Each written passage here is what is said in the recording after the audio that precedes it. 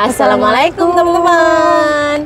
Ini setelah habis maghrib ini Mbak ya. Jadi ba'da maghrib kita ada tepat di depannya Masjid Pesarian Syekhona Khalil di Bangkalan. Nah tadi tim kita sudah sembahyang maghrib. Habis gini kita akan berziarah ke makamnya Syekhona Khalil. Nah kebetulan Mbak Lala, makam Syekhona Khalil itu berada di depan masjid, di dalam ya. Di dalamnya. Ikut masuk ke dalam masjidnya.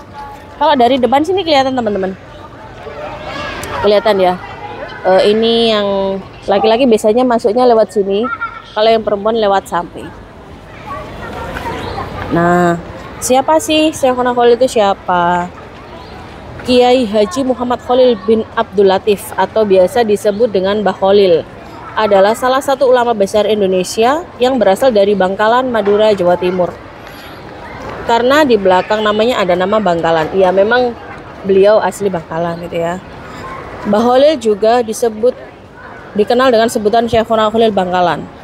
Penyebutan Syekhona di depan namanya merupakan bentuk penghormatan kepada beliau yang merupakan guru dari para syekh atau para ulama tanah air. Wah, ini berarti termasuk guru besar ya Mbak Lala ya. Benar. Jadi para ulama-ulama di Indonesia itu pernah berguru di Syekhona Khalil.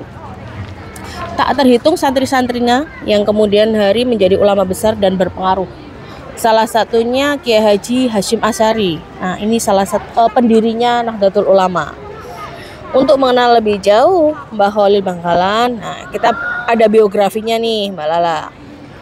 Syekhona Khalil atau biasa disebut dengan Mbah Khalil lahir pada hari Selasa tanggal 11 Jumadil Akhir 1235 Hijriah atau 27 Januari 1820 Masehi. Beliau berasal dari keluarga ulama. Ayahanda Kiai Haji Abdul Latif mempunyai pertalian darah dengan Sunan Gunung Jati. Wah, jadi bapak dari Syekhona Khalil itu masih ada pertalian darah dengan Sunan Gunung Jati. Ayah Abdul Latif adalah Kiai Hamim, anak dari Kiai Abdul Karim.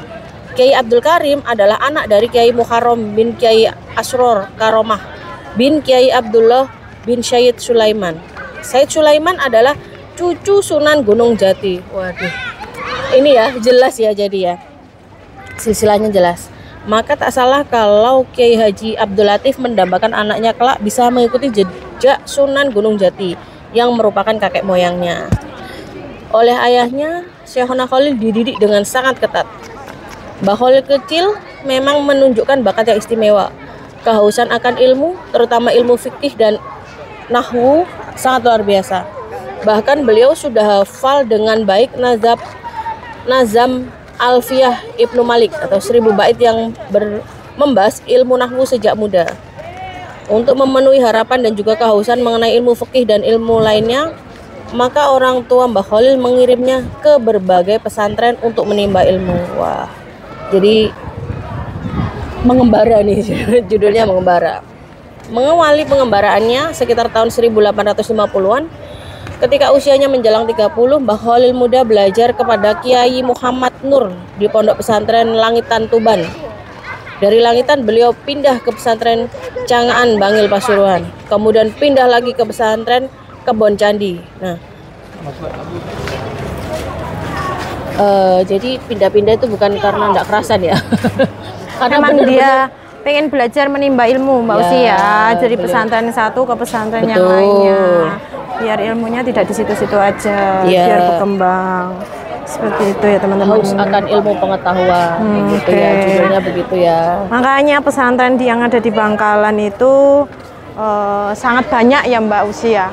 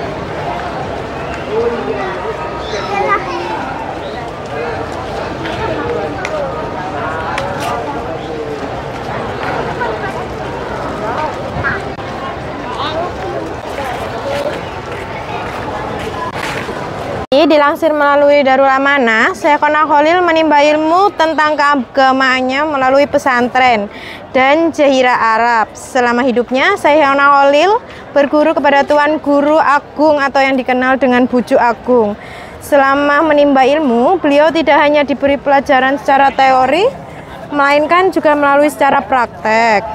Pesantren yang ada di Bangkalan dikenal dengan metode pembelajaran yang unik karena tidak perlu selaku dilakukan di pesantren. Pembelajaran mengenai agama bisa dilakukan saat sedang berjalan mengelilingi kota, saat sedang bersantai di bawah pohon ataupun di pinggir sungai. Syekhona Khalil sehingga saat ini sering disebut sebagai Bapak Pesantren Indonesia. Beliau wafat pada tahun 1925 saat berusia 106 tahun yang bertepatan dengan 29 Ramadan 1341 Hijriah. Lokasi makamnya terletak di Desa Martajasa, Kabupaten Bangkalan, Madura, Jawa Timur. Lokasi makam Syekhona Khalil terdapat sebuah masjid yang sengaja dibangun untuk simbol penghormatan kepada beliau. Masjid ini pada awalnya merupakan sebuah pesantren yang kemudian dibangun menjadi lebih besar lagi karena banyaknya peziarah. Masjid ini memiliki gaya arsitektur yang indah. Terdapat banyak sekali ornamen kaligrafi dengan sentuhan emas yang menghiasi dinding masjid ini.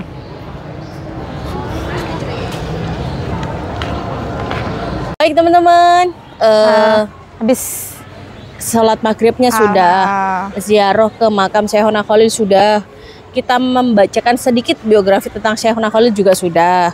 Mohon maaf ya kalau di sini tuh tadi kita tidak sempat tanya-tanya karena full.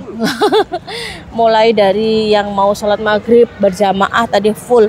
Jamaahnya juga, ziarahnya juga ramai banget, cukup banyak teman-teman.